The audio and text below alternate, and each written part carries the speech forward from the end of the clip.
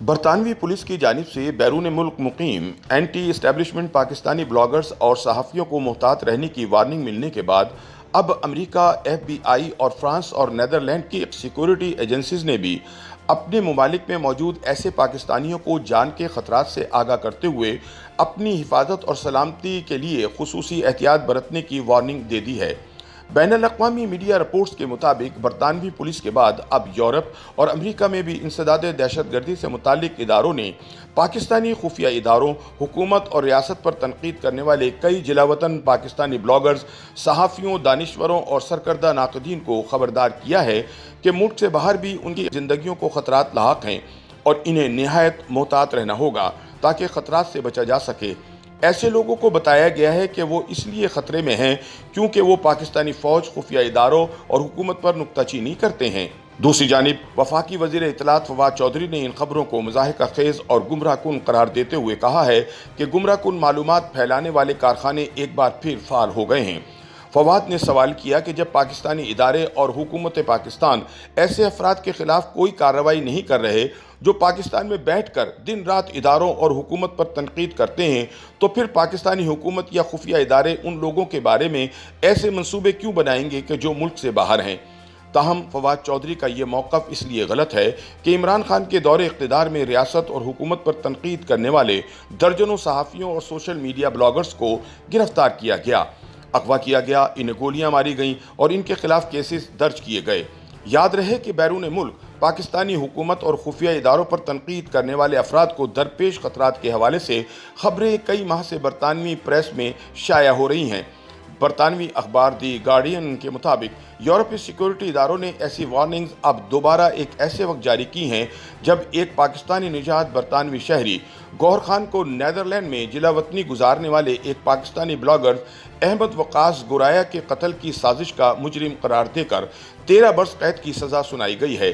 اس مقدمے کی دستاویزات کے مطابق لندن کی کنگسٹن کراؤن کورٹ میں وکیل استغاثہ ایلیسن مورگن QC کا کہنا تھا کہ قتل کی یہ سازش پاکستان میں تیار کی گئی، جس کے تحت جون 2021 میں نیدرلینڈ میں مقیم پاکستانی بلاگر احمد وقاص گوریا کو قتل کرنے کے منصوبے میں پاکستانی نژاد برطانوی شہری گوہر خان کو کرائے کے قاتل کے طور پر رقم ادا کی گئی، جس نے نیدرلینڈ جا کر وقاص گوریا کو قتل کرنے کی سازش کی۔ جیوری نے متفقہ فیصلہ سناتے ہوئے گوہر خان کو قتل کی سازش کا مجرم قرار دیا۔ 11 مارچ 2022 کو اسے عمر قید کی سزا سنائی گئی۔ گوہر خان کو مجرم پائے جانے کے بعد میڈیا رپورٹس کے مطابق برطانوی حکام نے جن افراد کو خطرات سے آگاہ کیا، ان میں معروف لکھاری ڈاکٹر عائشہ صدیقہ بھی ہیں۔ وار اسٹریٹس کے موضوع پر کنگز کالج برطانیہ سے PhD کرنے والی عائشہ صدیقہ کی وجہ شہرت ان کی شرح آفاق کتاب، جس میں انہوں نے پاک فوج کے اقتصادی مفادات کے بارے میں اپنی تحقیق پیش کی ہے۔ وہ واحد سویلین خاتون ہیں جو پاکستان کی بحری فوج کی ڈائریکٹر آف نیول ریسرچ بھی رہیں۔ اپنی جان کو درپیش خطرات کے حوالے سے گفتگو کرتے ہوئے ڈاکٹر عائشہ صدیقہ نے کہا کہ 2016 سے ریاست کے مزاج میں کافی سختی آ گئی ہے اور ہر وہ آواز جو ان کی آواز سے نہیں ملتی اسے خاموش کروانے کی کوشش کی جاتی ہے۔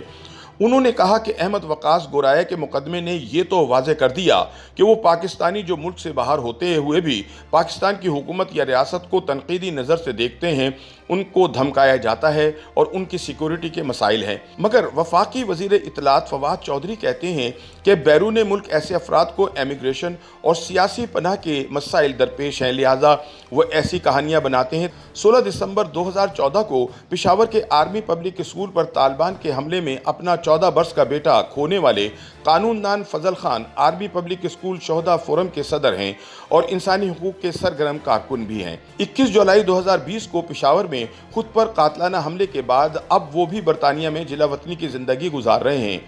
ان کے بقول انہیں بھی برطانوی حکام نے خطرے سے خبردار کیا ہے۔ فضل خان نے بتایا کہ سانحے کے بعد شہداء کے ورثاء نے عدالتی کمیشن کے ذریعے تحقیقات کا مطالبہ کیا تھا۔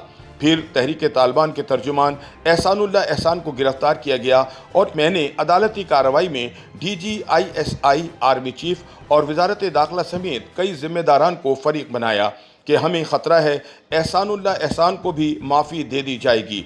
واضح رہے کہ اس سے پہلے کہ احسان اللہ احسان کو کسی عدالت میں پیش کیا جاتا، وہ سیکورٹی اداروں کی تحویل سے فرار ہونے میں کامیاب ہو گیا۔ فضل خان نے دعویٰ کیا کہ مجھے درجنوں بار انٹیلیجنس اہلکاروں نے ڈرانے دھمکانے کی کوششیں کی۔ انہوں نے بتایا کہ 21 جولائی 2020 کو پشاور میں 2 موٹر سائیکل سوار افراد نے ان کی گاڑی پر گولیاں چلائیں۔ بقول ان کے مجھے نہیں پتا کہ ان کو کس نے بھیجا تھا، مگر وہاں ہر طرف CCTV کیمرے نصب تھے۔ حکام چاہتے تو حملہ آوروں کو گرفتار بھی کیا جا سکتا تھا۔ چنانچہ اکتوبر 2020 میں فضل برطانیہ منتقل ہو گئے۔ فضل خان کا دعویٰ ہے کہ اپریل 2021 میں انہیں برطانوی پولیس حکام نے کہا کہ ان کی زندگی خطرے میں ہے، اور اس ملاقات میں کریمہ بلوچ اور ساجد حسین کے واقعات کا ذکر بھی آیا۔ یاد رہے کہ 39 سالہ ساجد حسین بلوچ کراچی میں انگریزی اخبار دی نیوز کے رپورٹر تھے۔ انہوں نے 2017 میں سویڈن میں سیاسی پناہ حاصل کی تھی، جہاں وہ بلوچستان ٹائمز نامی ایک نیوز ویب سائٹ بھی چلا رہے تھے۔ وہ مارچ 2020 میں لاپتہ ہوئے اور کچھ روز بعد اپریل میں ان کی لاش اپسالہ کے علاقے میں دریا سے ملی۔ تاہم پولیس نے اسے واردات قرار نہیں دیا، بلکہ ان کا اندازہ تھا کہ یہ حادثہ یا خودکشی تھی۔ مگر ساجد بلوچ کے خاندان، صحافیوں کی عالمی تنظیموں اور بین الاقوامی اداروں سب نے ہی سویڈش سرکاری موقف سے اتفاق نہیں کیا۔ صحافتی آزادی پر نظر رکھنے والے ادارے رپورٹرز ود آؤٹ بارڈرز کے ایشیا پیسیفک خطے کے ڈائریکٹر ڈینیل بسٹارڈ کا کہنا تھا کہ ہر سراغ اشارہ کر رہا ہے کہ یہ ایک جبری گمشدگی تھی۔ انہوں نے سویڈش پولیس سے مطالبہ کیا کہ اس ہلاکت پر قتل کا امکان رد نہ کیا جائے۔ اس طرح کینیڈا میں مقیم 37 سالہ کریمہ بلوچ انسانی حقوق کی سرکردہ کارکن اور بلوچ قوم پرست تھیں، جو پراسرار طور پر ایک جھیل میں ڈوب کر ہلاک ہو گئیں۔ ان کی موت کو بھی مشکوک قرار دیا جاتا ہے اور الزام لگایا جاتا ہے کہ اس کے پیچھے بھی پاکستانی خفیہ ایجنسیوں کا ہاتھ ہے۔ کریمہ نے 2006 میں بلوچ اسٹوڈنٹ آرگنائزیشن میں شمولیت اختیار کی اور 2015 میں BSO کی تاریخ کی پہلی خاتون سربراہ مقرر ہوئیں۔ اسی سال ریاست کی جانب سے دہشت گردی کے الزامات لگنے کے بعد وہ خود ساختہ جلا وطنی اختیار کرتے ہوئے کینیڈا پہنچی۔ 20 دسمبر 2020 کو وہ کینیڈا میں لاپتہ ہو گئیں۔ 2 دن بعد 22 دسمبر کو ان کی لاش ٹورنٹو واٹر فرنٹ میں تیرتی ہوئی ملی۔ کینیڈین پولیس نے بھی کسی گڑبڑ کا امکان رد کرتے ہوئے اس پراسرار موت کو ڈوب کر ہلاک ہونے کا واقعہ قرار دے دیا۔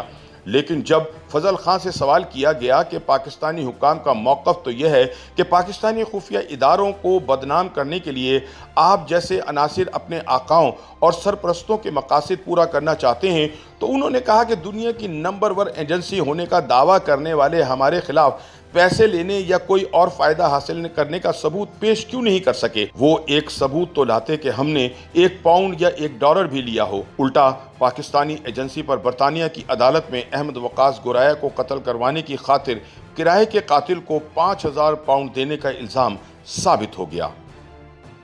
YouTube پر گوگلی نیوز دیکھنے کے لیے youtube.com کی سرچ بار میں گوگلی نیوز TV ٹائپ کریں۔ گوگلی نیوز کے پیج پر سرخ رنگ کے سبسکرپشن والے بٹن پر کلک کرنا نہ بھولیے۔ YouTube پیج پر اپلوڈ ہونے والی ویڈیوز سے باخبر رہنے کے لیے بیل آئیکن پر کلک کیجیے۔ آپ کو ہر نئی ویڈیو کے بارے میں نوٹیفیکیشن موصول ہو جائے گا۔